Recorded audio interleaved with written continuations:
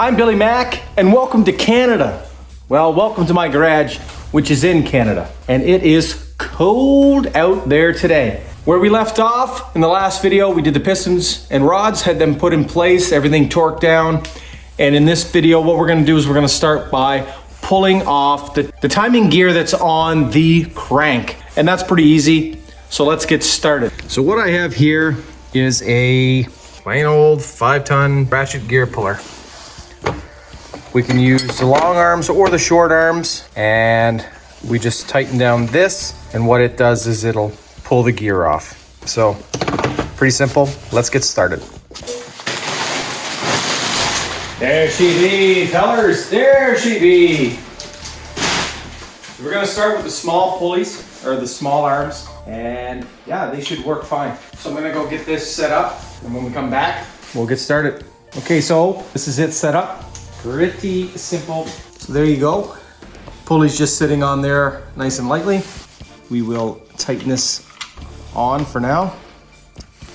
I'll have to hold that, and I'll get my longer bar because I'll probably need a little bit of torque behind it. So in order to get this hooked in, I had to use the longer arms, which is no big deal.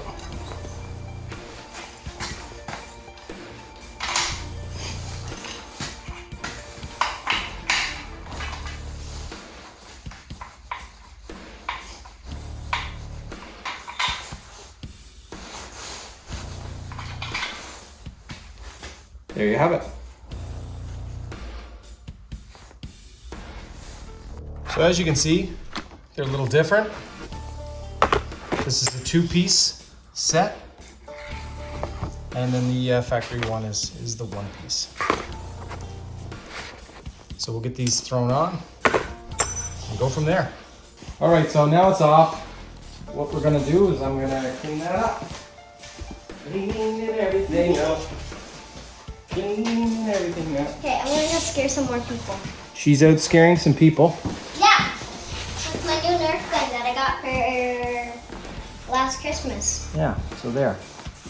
And this is how it looks like. And the bullets go here, but there's no bullets in it. And to anybody out there that's weirdos and, you know, they're dead against kids having fun with Nerf guns. Like you? Like who? Like you? Like me. You're allowed to use a Nerf gun. Yeah. Yeah. I have 2. But It's fun playing. Yeah. And it makes a loud noise. Yes. That's how I'm scaring people. Yes, it does. Yes, it does. I guess I'm not supposed to clean all that stuff up. Let's get this going. Okay. I'll be back in a sec. Okay. I'm gonna see if there's any cars coming back. Oh, guys, and I'm also scaring people in cars. So your timing gear, it's a little bit different. On the factory one, there's only one square, and that lines up with a outer dowel here, as you can see. So it sits like this. The wider end comes out, the narrow end goes towards the engine. So slip that on. On this setup, we're going to run factory spec. So the dowel runs into the rounded off cutout. The 0 is top dead center. It's not exactly 0 right now. I can move it over. You have to make sure number 1 piston is up at the top, and that would be top dead center. And then whenever we get the cam in, we can run it off that. So in this one here, there's a few options. You could retard and advance the timing on this keyway. And we will slide that one on. Now, there is a tool that you can use that you can thread this on. What we're gonna do is we're gonna take the old one, slide it over top, and give it a couple cracks with the hammer. Because I mean, why not, right? So this slides on.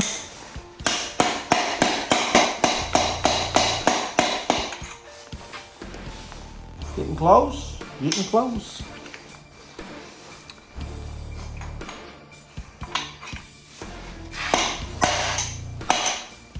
Now it's as good as home cooked dinner or Cracker Barrel.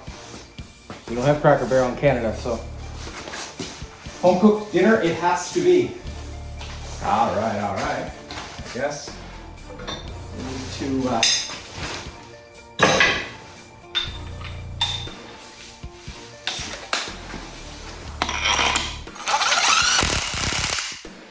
turn the engine over just to make sure everything's lined up. Top dead center. When that piston is up,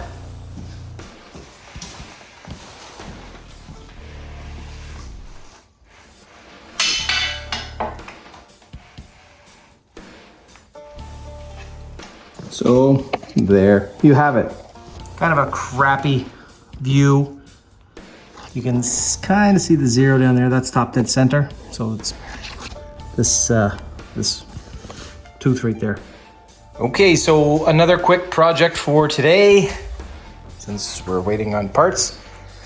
The windage tray does not fit in the new oil pan. So what I have to do is I'm going to cut it across right about here as the back piece goes up.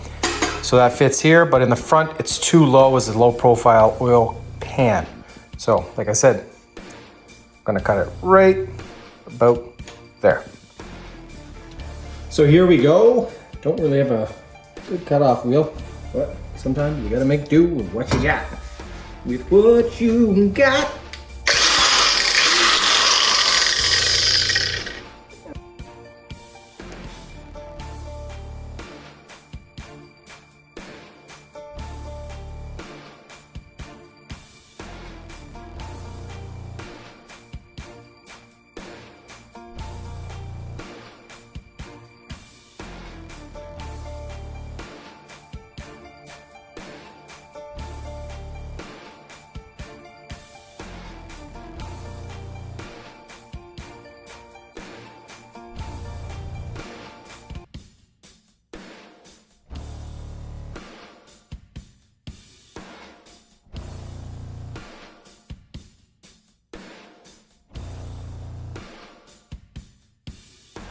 Ears are ringing.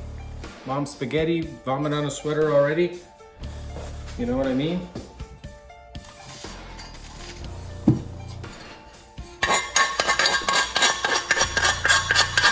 Just making sure there's no burrs left on it.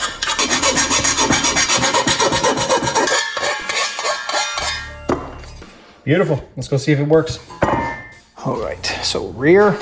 Pretty hard to mess this one up.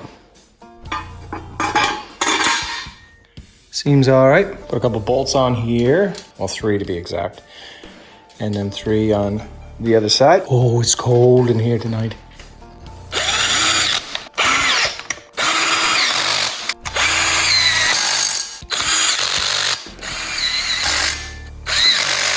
The bolts all on. They're kind of just sitting in place right now. But I'm gonna go grab the oil pan, see if it fits.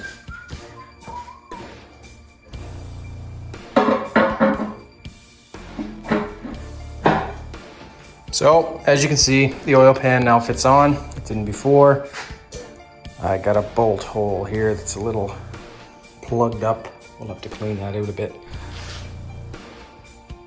But it should look good. Maybe tomorrow I will try to fit the cross member over just to see how well it works, and we'll go from there. But so far so good.